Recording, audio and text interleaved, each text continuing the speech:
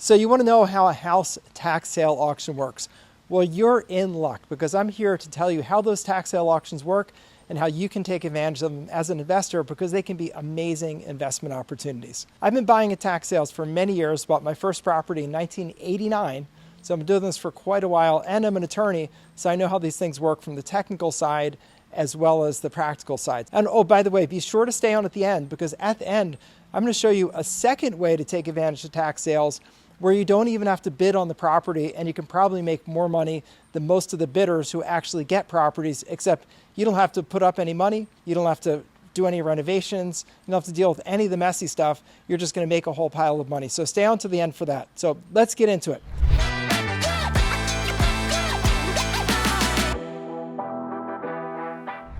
First thing you're going to want to do is get a list. Now, how do you do that? Usually you just do a Google search that'll give the county, the state, and the word tax sale list. So for example, Orange County, Florida tax sale list, or DeKalb County, Georgia tax sale list, or Montgomery County, Pennsylvania tax sale list. You get the idea. If you don't find the list from that, really simple thing to do, call the tax collector's office and just ask them, hey, when someone doesn't pay their real estate taxes, who auctions off the property to sell it? And generally you get your answer. Now, there's one little trick to this. Some states do not sell tax deeds, they sell tax liens, and they don't sell the deeds at all. Those states are very much the minority, and so you're probably not going to run into that. But for example, if you're in Illinois they sell a tax lien, and that's just a financial instrument that gives you a return of interest, essentially, and penalties. And if someone doesn't pay off those taxes, then the holder of the tax lien is given the property. Those are very rarely the states we're dealing with. So you're probably not going to run into that, but I just wanted to give you a heads up on that. So after you get your list, what do you do next? Well, you start preparing for the sale. First step is to get the conditions of sale. That should be on the website right in the same area as the list. The conditions of sale tell you, how do you register for the sale? What are the payment terms? Do you pay the minute that the auctioneer's hammer comes down and they sell off the property? Or do you pay by the end of the day? Do you pay by wire transfer or ACH or a cashier's check? They'll tell you all of those details. Plus, one of the most important details, how do you register for the auction? Because in most places, you need to register in advance for the auction. If you don't register in advance and you try to register the day of the sale, generally you're going to get locked out. So read through the conditions of sale and figure out what the rules are. Another just heads up for a newbie in this area, this is not something where you can get a mortgage to buy the property. Mortgage companies are not able to finance tax lien and tax sale properties because there's no time. I mean, you strike down the hammer, then you pay, or you strike down the hammer, you're the winner, and then you pay at the end of the day. It's not possible for mortgage companies to act that way. So if you want a mortgage, the closest you're going to get is a home equity line of credit on your house, and you can draw out money from there and bring it to the auction. But you're not going to be able to get auctions for these. A couple other surprising things about these sales. There is no open house. So they're not, holding an open house on a Saturday, letting you walk through the house. Because it's a forced sale. It's a sale where someone is losing their property and nobody wants to get involved with forcing that homeowner to open their house for an open house. Not going to happen. Second thing is there are lots of traps for the unwary. You need to understand how title works. You need to understand what liens might be left after the tax sale. There's some liens that can be left. And if you're, for example, in Pennsylvania, they have a tax sale that happens in September of every year that comes subject to liens and mortgages. So if there's a mortgage on the property, you inherit that mortgage along with the property. Now, Pennsylvania's an outlier, but it's just an example of how you have to educate yourself before you ever get started in this market. And one of the good things you could do for Pennsylvania if you're there, I have a video I did on how tax sales work in Pennsylvania.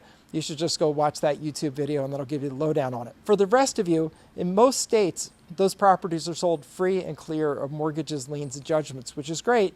That doesn't mean, however, that they're sold free and clear of problems. These are forced sales. Sometimes people try to sue and undo the sale, and sometimes they're successful. There are some places that have things called rights of redemption. A right of redemption is when the owner can come back, pay the taxes after the sale, plus penalties and interest, and retain ownership of the property. Good example of that is the state of Georgia, where they have a 1-year right of redemption, and you can't even set foot on the property until that right of redemption is expired. Till the right of redemption expires, they can stay in the property, they can occupy it, they can do anything they want with it. So you just need to educate yourself before you go bidding. Now, how do you educate yourself? Well, there are two easy ways to do it. One way, and probably the easiest way, is to get a good education from someone that specializes in educating this area. I have a good friend, Tony, that does this. He's probably the best in the business, at least in my estimation. He teaches people exactly what all the rules are, how to do your due diligence, how to keep up with, all the local rules and what to do in each state. He's truly great. Plus, he has a way of buying outside of the auctions. It's a way of buying where you just get lists of properties. You basically just pay the taxes that are owed and get ownership of the property. Really terrific educator. If you want to learn more about that, then I put a link down below to a video that I did with Tony where we sat down, did an interview, and Tony talked about the way that he buys at tax sales. Truly revolutionary, truly the best in the business. So that's a free video right here on YouTube. It's about 20 minutes long. Really educational. It's a great thing for you to do next. But let's go back to the tax sale with what you do once you get your list. So you're going to get your list. It'll be free. You download it from the internet. And then you start looking through the list, and you want to screen it down because the list is going to be large. When I used to buy in, for example, Montgomery County, Pennsylvania, the typical sale list would be 3,500 properties approximately. And that's too many properties to look at them all, especially since the lists only come out typically 30 to 45 days prior to that sale. So the first thing I did was decide what areas am I interested in. So I would just look basically by township, cross off all the townships I wasn't interested in. Maybe they're too far away. Maybe it's just not an area of town I'm interested in. Anyway, cross all those off. That would pare the list down a little bit. And then I would start electronic due diligence. What that means is I would look up the properties on Google Maps, and I would simply put in the address and then take the little picture of the man, put it on the street, and then look around through Google to see what the street looks like, to see what the property looks like, to give me an idea if I might be interested. And all I was looking for was really to rule properties out. If I didn't like the street, I didn't like the looks of the property, I just cross it off the list. That's ideal because we have too many properties to do due diligence on, so I want to cross off as many as I'm not interested in. That's going to give me a small list. I mean, with that, I could probably take a list of 3,500 and cut it down to 600 or 700 properties pretty easily between getting rid of townships and then getting rid of properties and electronic due diligence. And then basically I wait. Now, what am I waiting for?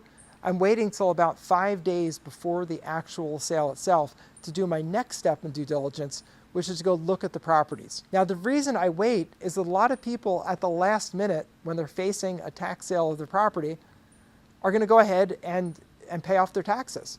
They're going to beg, borrow, and steal. They'll pawn things. They'll borrow money from friends and family and neighbors. They'll do whatever they need to do to save that house. So a list that starts out at 3,500 probably cuts down by 2/3. So starting about 5 days prior to the sale, I start looking at that. And all the properties that I was interested in that are now not on the sale list anymore, and usually they indicate by just crossing it off on the list, all those ones I'm not going to go look at or anything because they're not going to be sold. Then I'm going to have my short list. And then I'm going to start doing physical due diligence. What's that mean? It means I drive by the property and I look at it and I look around, look at the roof, look at the windows. I want to see if the windows are rectangles or squares. Now, why is that? Because if the window's racked, like it's become a trapezoid where it's sort of twisted, that's evidence of a foundation problem or other serious problems. If you look at the roof line, it's not flat and straight across. Instead, it's like bowed in the middle or off.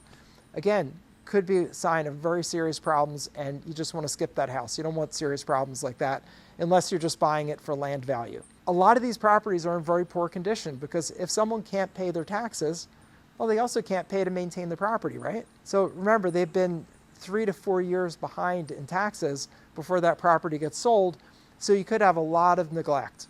So you've got to really look at the property with a skeptical eye. You also need to go up and physically look at the property as best you can, without being, peeping Tom, looking in windows like this. So what you do is get out of your car, if it's a property you're still interested in when you see it, walk up to the door and just knock on the door, see if anybody's home, ask if there are people home, ask, are they a tenant, are they the owner, and have a conversation with them saying this property is going for tax sale, what are your plans? And find out. You might have a tenant that wants to stay there. You may have an owner that, just doesn't know what to do and is just moving out. You don't know. But you do need to check. And while you're on your way to doing that, look in the windows as best you can, again, without being creepy. Just kind of glance and look to see what you see. Because if you see, for example, the ceiling is caving in through the windows, there's a serious leak there and you probably don't want that house. I remember one time I went to a house and this is in the city of Philadelphia. And I drive up, looked beautiful. It was a townhouse, so attached on both sides. Looked beautiful, super elegant. I was like, oh, this is really nice, in a nice neighborhood. It's like, I can't believe this is going to tax sale. So I go up, go to knock on the door, and as I was walking up, I'm looking through the windows, and I'm like, wait a minute. I can see the sky through that window. So I went a little closer, and I looked, and sure enough, you could see the sky through the window. And so I then did the peeping Tom thing and looked, and the entire house had collapsed into the basement. And in a townhouse, these houses were brick in the front. The front had stayed because it was anchored by the two neighboring properties, so the front was still there, and it looked great, but it was kind of like one of those old Wild West movie sets. It was just a facade in the front. And I'm glad I didn't buy that property, because there was nothing there besides the facade, and that would not have been a good property to buy. So you do need to just be careful. Everybody in tax sales has stories like that. And the hopeful thing is that you did your due diligence well, so that you're not the guy that buys that property and then finds out. So make sure you educate yourself, because there are great deals. I mean, the bidding starts at taxes owed, and 3 to 4 years worth of taxes is probably 10 to maybe 15% of the value of the property, even including penalties, interest, and cost of sale. So if you were talking about a $400,000 property, it's probably got a $40,000 to $50,000 tax bill. And if you could get that property for the taxes owed, like $40,000 to $50,000, amazing deal, right? Those deals happen at tax sales. Not all the time, but they do happen. And it's the prepared bidder that gets advantage. What do they say? It's when luck is when preparation meets opportunity. That's an example. And you have to be at the sale to get those opportunities to go to you. Really great business to be in. And I promised you that I would give you a second way to make money at tax sales. So I'm going to give you that now. There's something called overages, which is when the property sells for more than the taxes that are due. When the property sells for more than the taxes that are due, then the former owner can go and claim those monies. But they usually don't claim the money. And why not? Because they don't know about it. They have no idea that there's any money left over. They don't even think there could be any money left over, because they sold my house, so the logical end to that is, so I guess they keep the money. But what's true legally, and I can tell you this as an attorney, what's true legally is that yes, they sold the house, but that was to pay off the taxes and the costs of the sale. So they take that off the top for sure. The taxes, the penalties, the costs of sale, all that comes off the top. But money that's left over is claimable by the former owner. And they rarely know about it. So we've made a business out of this. This is these days my main business. I've made a business out of getting lists of excess funds or overages that are left over. And then I reach out to the people that are able to claim the money, and I say, hey, you're owed some money. Would you be interested in working with me on a contingent fee basis to get this money? And of course, you're kind of like Santa Claus asking if you can come over with a big pile of cash. So it's a pretty good offer. So that's what I do in my main business. It's wonderful because I help people that have lost everything get back on their feet. Not always easy to get them to believe that there's money, but it's doable because, again, you're like Santa Claus asking if you can come over, so it's very doable. But it's a great business. I'm not putting up money to bid on properties. I'm not taking risk. I'm simply asking people if they'd like some help, and if they would, I'll do it. And I get paid if they get paid, otherwise I don't get paid at all. And you do not need to be an attorney to do this. I'm an attorney, but I don't use that in this business. I don't even operate as an attorney in this business. I operate as a business owner and entrepreneur, and so can you.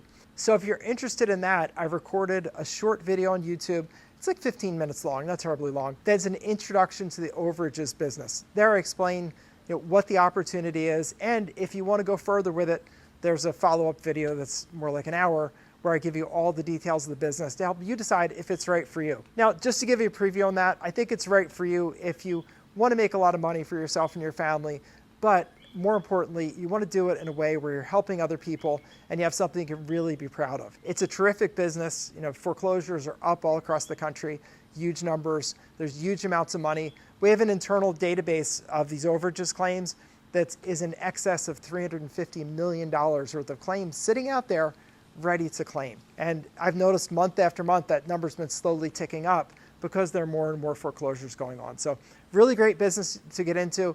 You can look down below and you can see the intro to the overages business video. If you want to click on that, then I'll see you over there. Other than that, hope this has been useful. If you liked the video, give it a thumbs up. And if you want more information about tax sales and tax liens and overages, then be sure to subscribe to this channel because that's generally what I'm talking about.